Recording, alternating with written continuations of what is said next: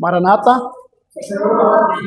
Amém. Louvado seja Deus. Irmãos, em Lucas 12, verso 32, Jesus diz assim aos seus discípulos: não tenha medo, ó pequenino rebanho, porque o Pai de vocês se agradou em dar-lhes o seu reino.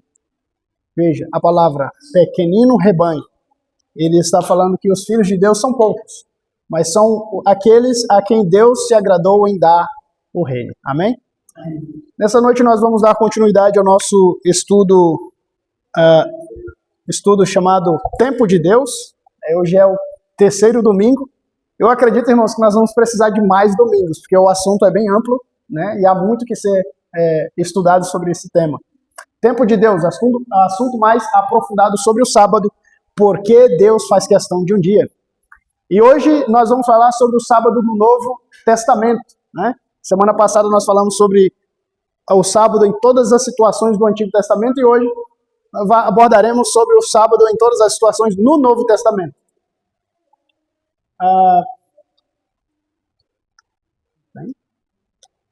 Travou de novo? Espera aí.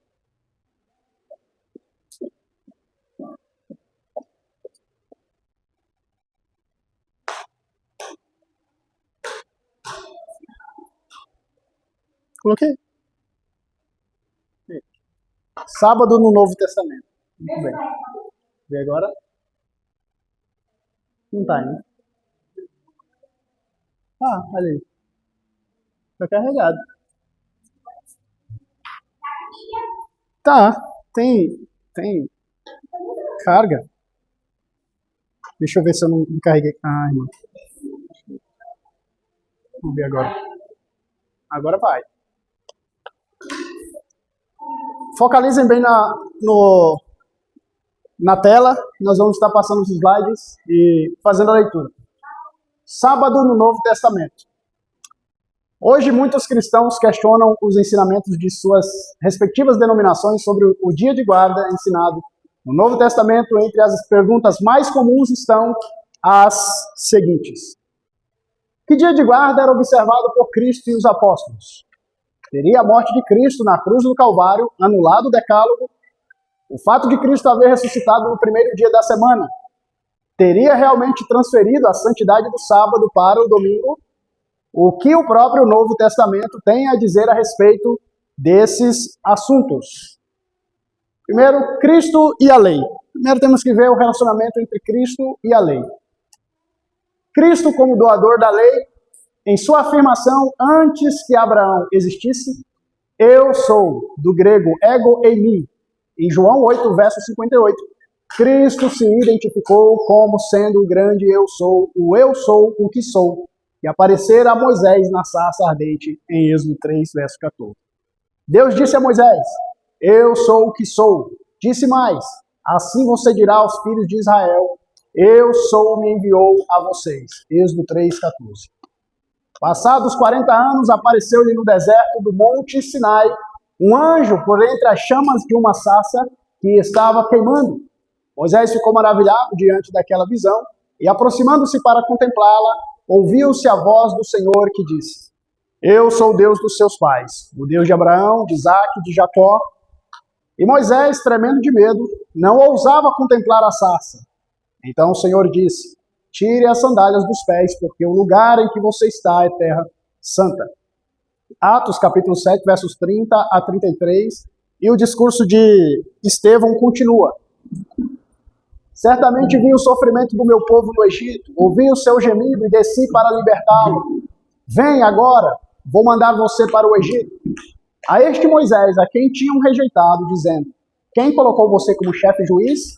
Deus enviou como chefe libertador com a assistência do anjo que lhe apareceu na sarça. Foi Moisés quem os tirou de lá, fazendo prodígios e sinais na terra do Egito, no Mar Vermelho e no deserto durante 40 anos. Foi ainda Moisés quem disse aos filhos de Israel: Deus fará com que do meio dos irmãos de vocês se levante um profeta semelhante a mim.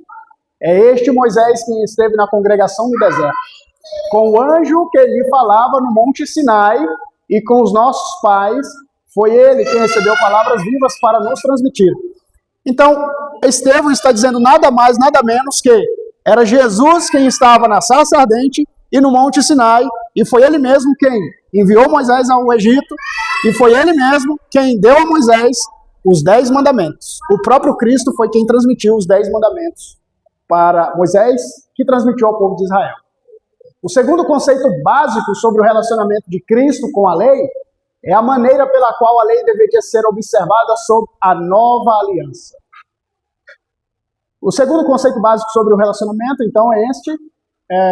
Em Jeremias 31, versos 31 a 33, aparece a seguinte promessa: Eis aí vem dias, diz o Senhor, em que firmarei nova aliança com a casa de Israel e com a casa de Judá, não conforme a aliança que fiz com seus pais, no dia em que os tomei pela mão, para os tirar da terra do Egito, porquanto eles anularam a minha aliança. Não obstante eu os haver desposado, diz o Senhor, porque esta é a aliança que firmarei com a casa de Israel depois daqueles dias, diz o Senhor.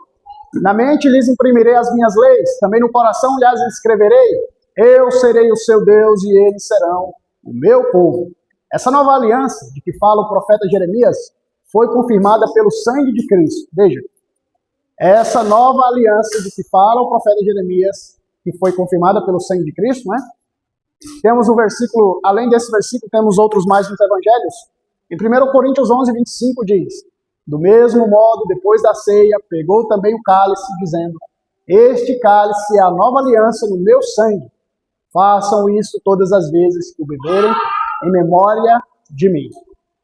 A antiga aliança estabelecida originalmente na graça divina acabou sendo desvirtuada pelos israelitas em um conjunto de regras exteriores. Veja, irmãos, é muito importante frisar isso aqui, porque a lei foi dada no contexto de graça divina.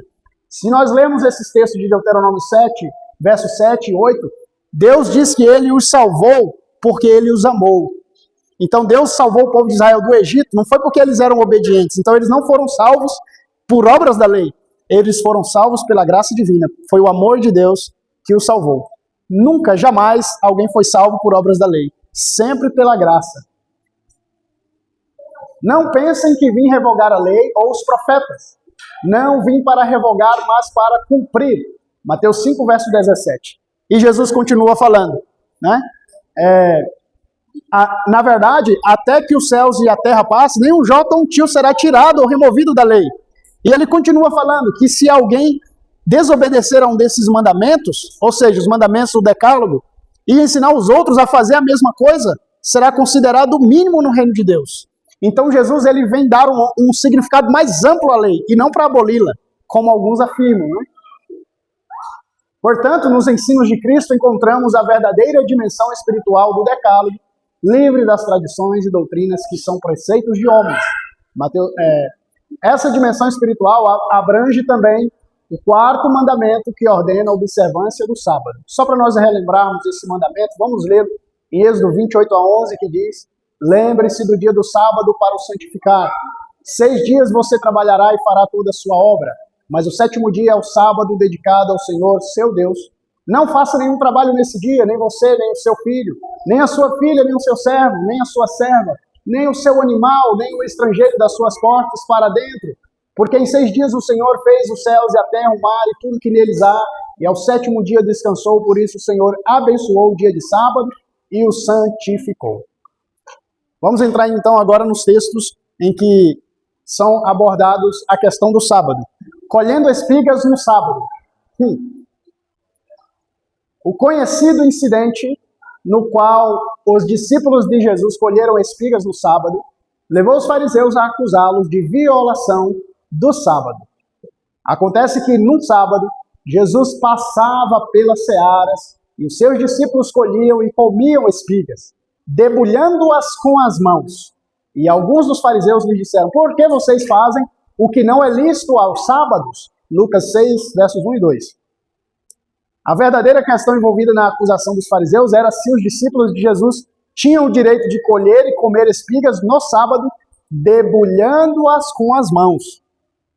Segundo a tradição rabínica, esse ato envolvia várias atividades proibidas no dia de sábado. Ao colherem as espigas, eles eram culpados de cegar. Ao esfregá-las com as mãos, eram culpados de debulhar. Ao separar os grãos da palha, eram culpados de joeirar. e por todo o processo eram culpados de preparar uma refeição no dia de sábado. Em sua resposta aos fariseus, Cristo mencionou 2 exemplos do Antigo Testamento. Relembrou a verdadeira natureza do sábado e enfatizou sua própria autoridade sobre esse dia. O primeiro exemplo foi o de Davi e seus companheiros, que entraram no tabernáculo e comeram pães da proposição, de acordo com Marcos 2, 25 e 26.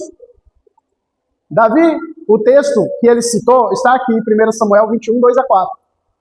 Davi respondeu ao sacerdote Aimeleque: o rei me deu uma ordem e me disse que ninguém deveria saber por que ele me enviou e qual é a tarefa de que me incumbiu. Quanto aos meus soldados, combinei que me encontrassem em tal e tal lugar. Agora, o que você tem à mão? Dê-me 5 pães, ou o que puder encontrar. O sacerdote respondeu a Davi, dizendo: não tenho pão comum à mão, há, porém, pão sagrado, se ao menos os seus soldados se abstiveram das mulheres. Davi respondeu ao sacerdote: sim, como sempre, quando saio à campanha, foram-nos vedadas as mulheres, e os corpos dos soldados não estão imundos. Se isso acontece em viagem comum, quanto mais serão puros hoje?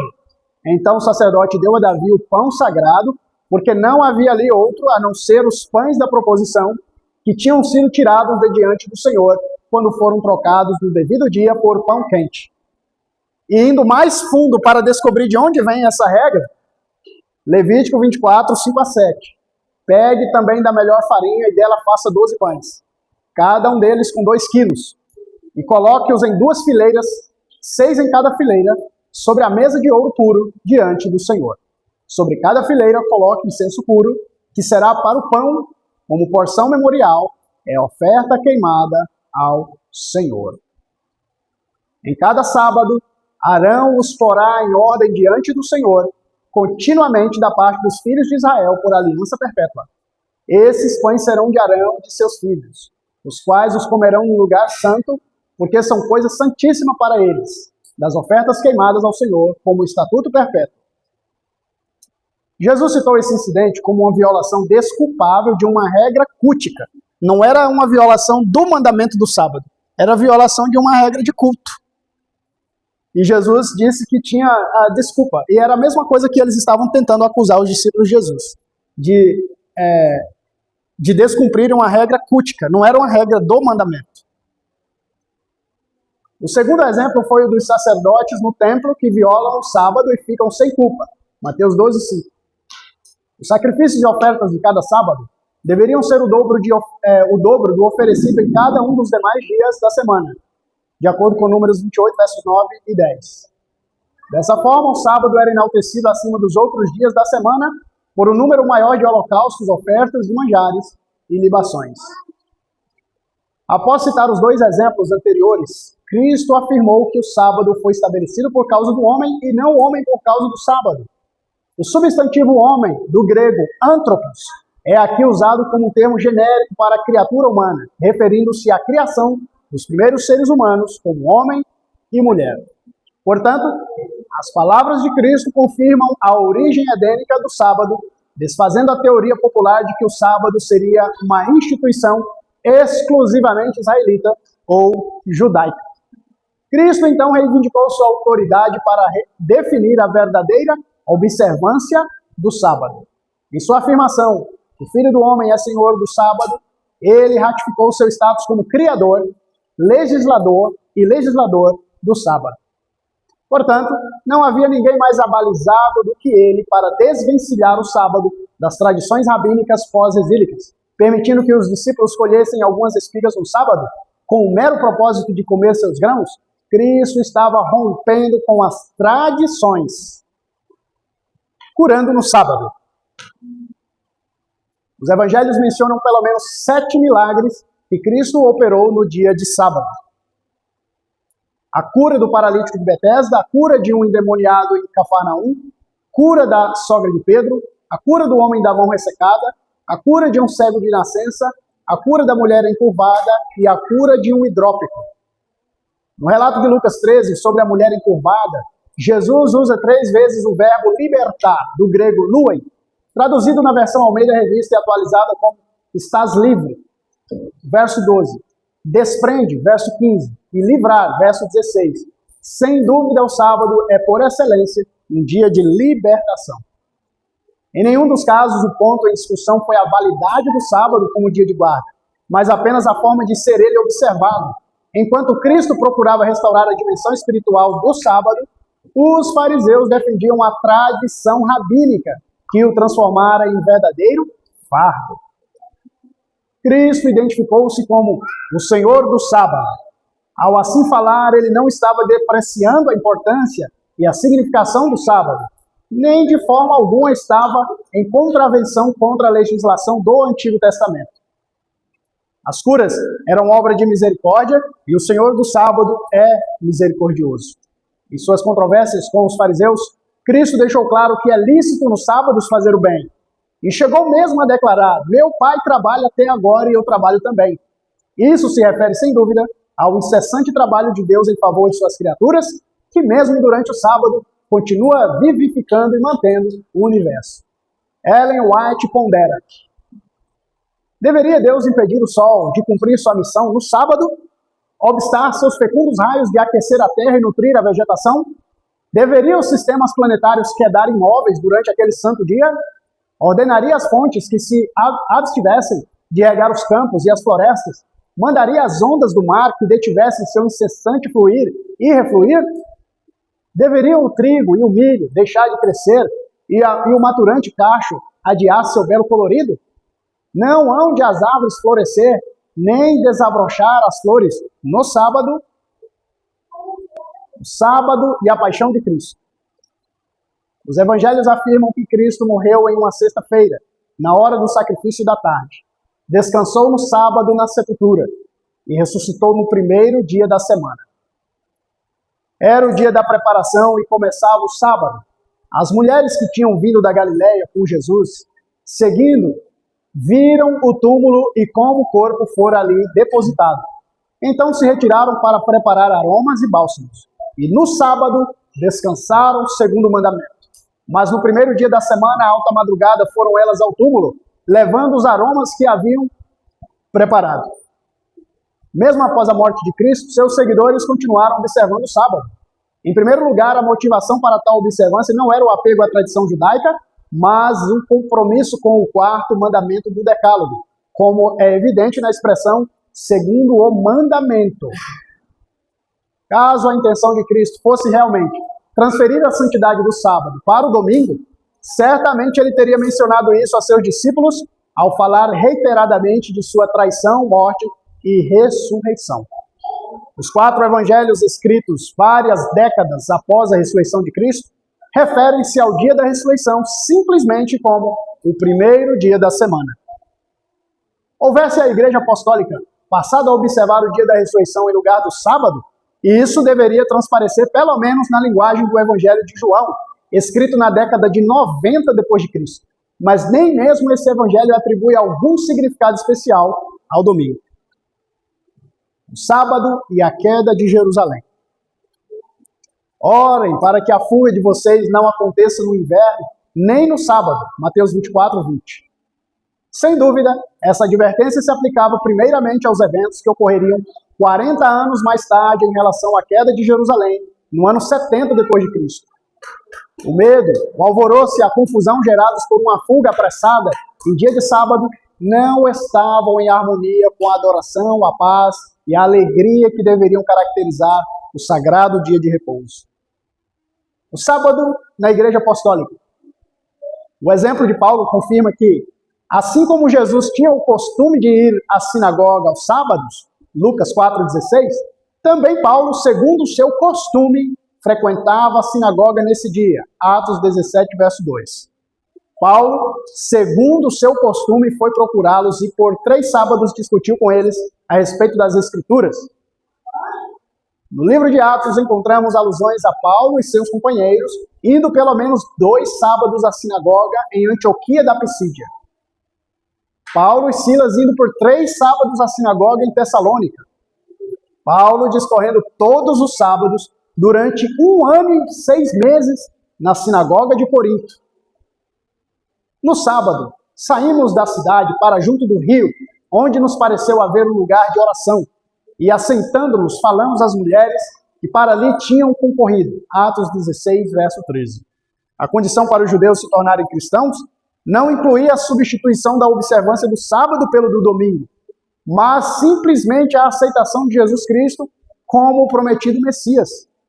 Em nenhum lugar do livro de Atos aparece alguma alusão a uma suposta aceitação do domingo em lugar do sábado. O Concílio de Jerusalém, no ano 49 d.C., relatado em Atos capítulo 15, foi convocado para resolver controvérsias sobre a questão da circuncisão dos gentios. Dele participaram apóstolos e presbíteros, com destaque a Pedro, Tiago, Paulo e Barnabé. Ainda que a intenção original fosse resolver as contendas sobre a circuncisão, as decisões do concílio acabaram envolvendo também a prática da idolatria, as relações sexuais ilícitas, algumas leis de saúde e o cuidado dos pobres. Em realidade, naquele concílio, o sábado foi mencionado por Tiago como uma instituição ainda vigente, porque Moisés tem em cada cidade, desde tempos antigos, os que pregam nas sinagogas, onde é lido todos os sábados. Atos 15, verso 21. Se eles, os judaizantes, tivessem encontrado gentios negligenciando o sábado, inquestionavelmente esse teria sido o primeiro motivo de sua censura.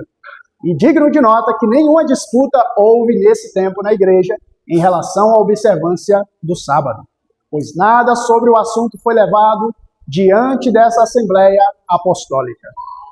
Existe uma crença popular de que Paulo teria ensinado que em Cristo a era da lei mosaica chegara ao fim, e com ela também a observância do sábado. Paulo não vê a lei invalidada pela fé, de acordo com Romanos 3,31, pois a correta compreensão da lei conduz à fé em Jesus Cristo. Em Romanos 10, verso 4, Paulo reprovou os judeus por considerarem a lei um fim em si mesma.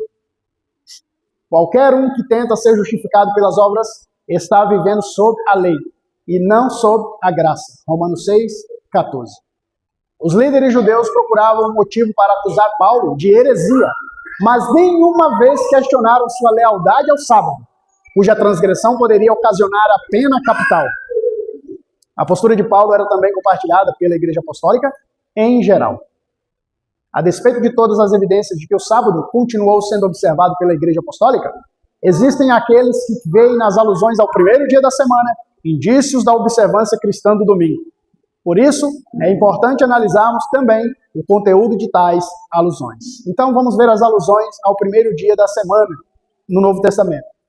O Novo Testamento apresenta 8 referências ao primeiro dia da semana, 6 das quais aparecem nos Evangelhos, em alusão a acontecimentos ocorridos no dia em que Jesus ressuscitou. E o Evangelho de Mateus pode ter sido escrito entre 50 e 70 depois de Cristo. O Evangelho de Marcos, antes de 70 depois de Cristo. O Evangelho de Lucas, por volta do ano 60 depois de Cristo. E o Evangelho de João, pelos fins do primeiro século, ou seja, na década de 90 depois de Cristo. Se a ressurreição de Jesus tivesse transferido a santidade do sábado para o domingo, isso deveria transparecer no conteúdo dos evangelhos. Durante o sábado, Cristo descansou na sepultura e os discípulos descansaram de suas atividades segundo o mandamento.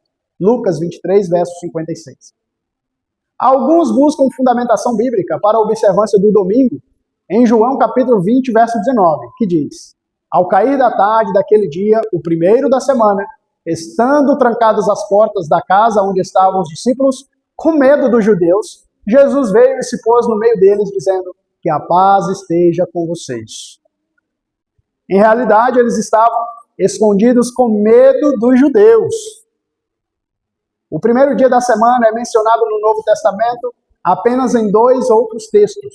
Um deles é Atos 20, verso 7, que diz: no primeiro dia da semana, estando nós reunidos com o fim de partir o pão, Paulo, que devia seguir viagem no dia imediato, exortava-os e prolongou o discurso até a meia-noite. Paulo prolongou até a meia-noite. Eu não tenho culpa de prolongar até as 10, tá? É brincadeira, gente. Seja como for, o fato é que o discurso inicial de Paulo prolongou-se até a meia-noite.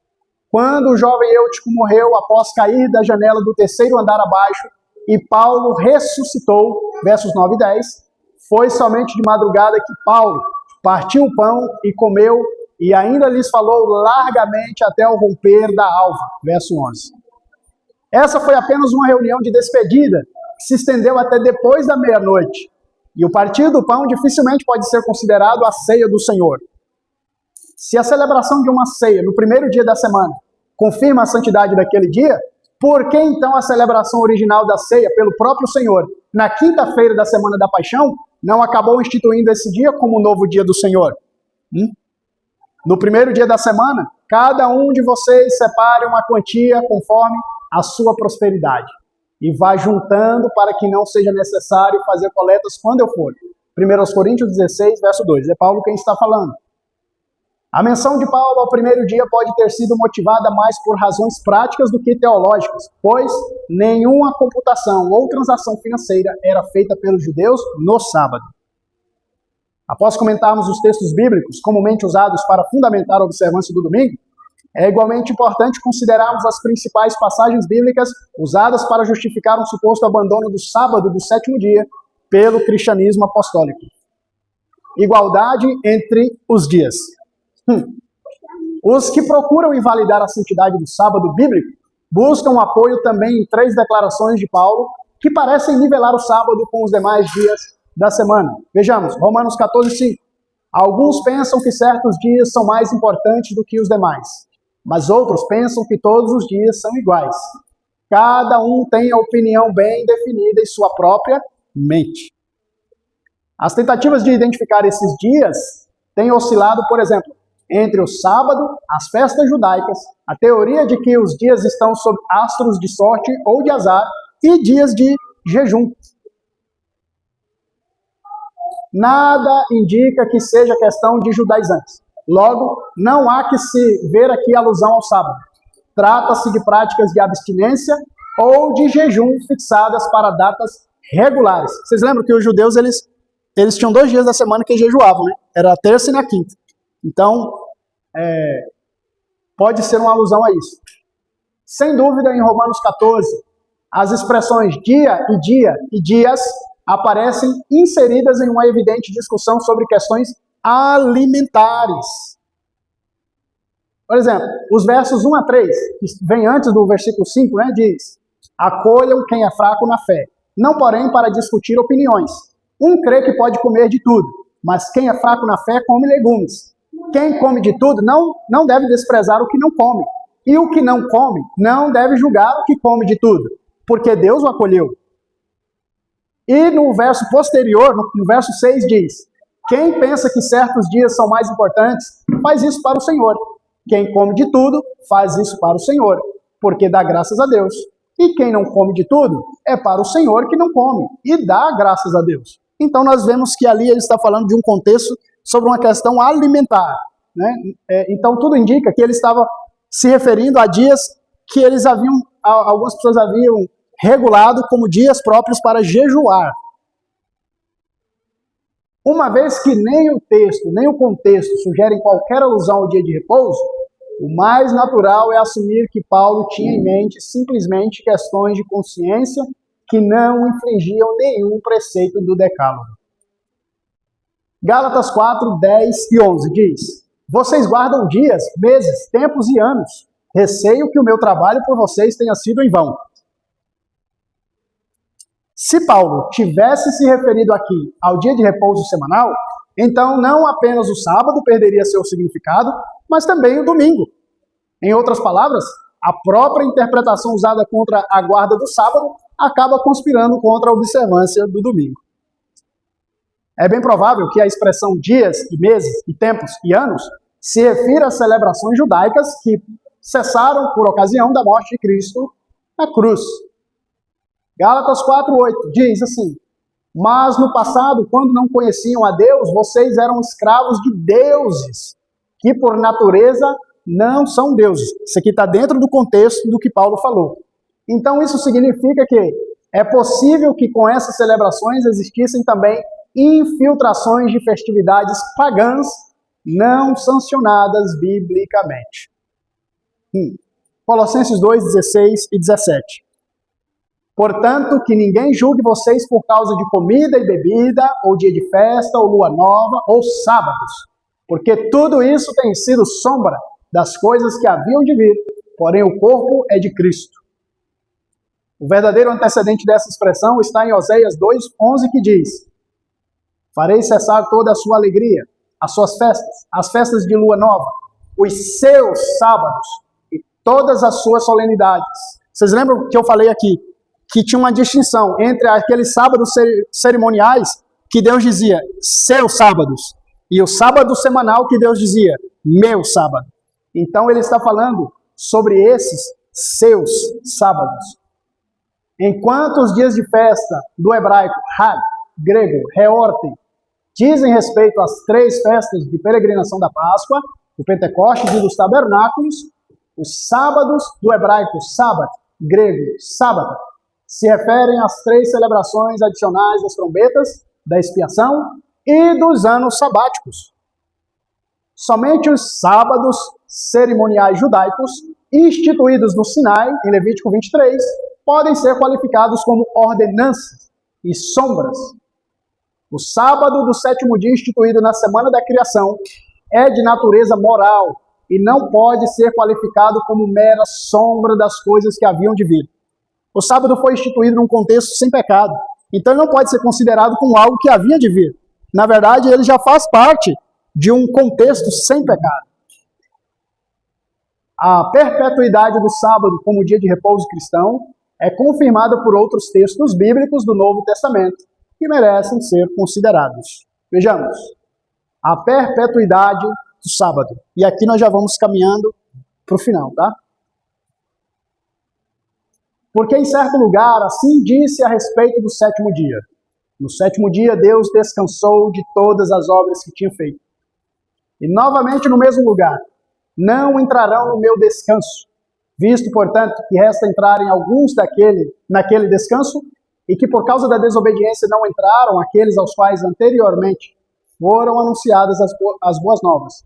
Hebreus 4:4-6, tem mais. Verso 7. De novo determina certo dia, hoje, falando por Davi, muito tempo depois, segundo antes tinha sido declarado, hoje, se ouvirem a sua voz, não endureçam o coração. Ora, se Josué lhes tivesse dado descanso, não falaria posteriormente a respeito de outro dia. Portanto, resta um repouso sabático para o povo de Deus. Hebreus 4, 7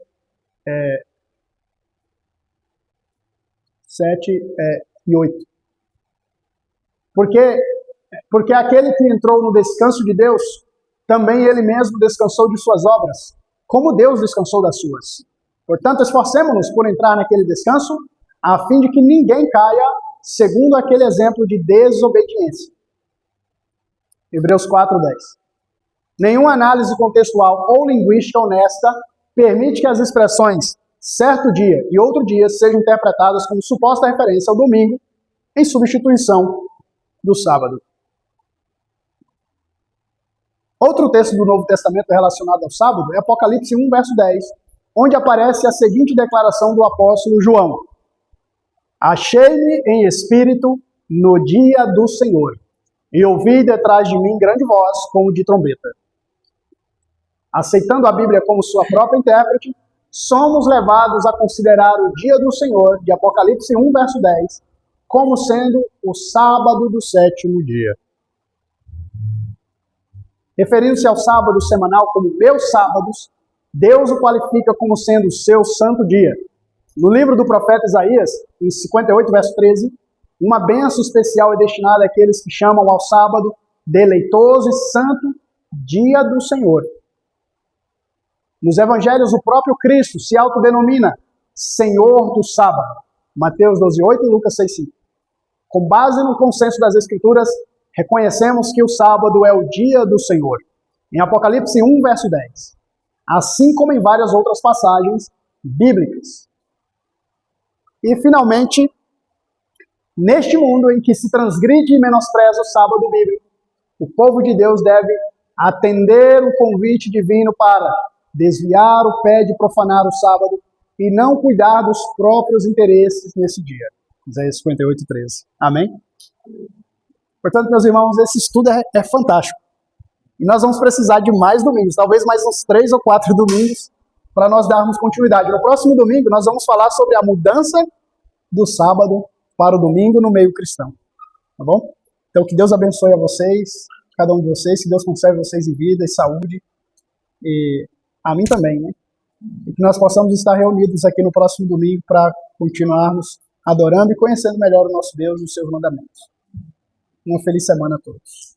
Vamos cantar o hino Santuário no Templo, é o hino oficial dessa série.